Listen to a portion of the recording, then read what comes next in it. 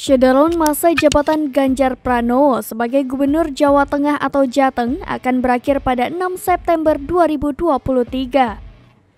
Terkait hal itu, Ganjar berkelakar dirinya akan menjadi wartawan atau YouTuber saat karirnya sebagai gubernur berakhir.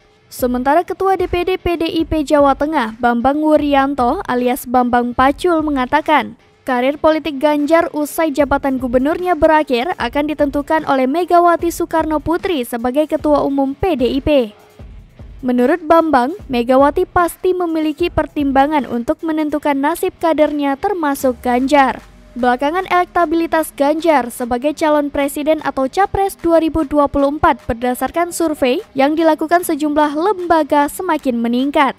Survei terkini, Litbang Kompas misalnya, mencatat elektabilitas Ganjar berada di angka 22%, naik dibanding 20,5% pada Januari 2022. Kendati naiknya elektabilitas Ganjar belum mampu mengungguli Ketua Umum Partai Gerindra, Prabowo Subianto, yang elektabilitasnya sebesar 25,3%.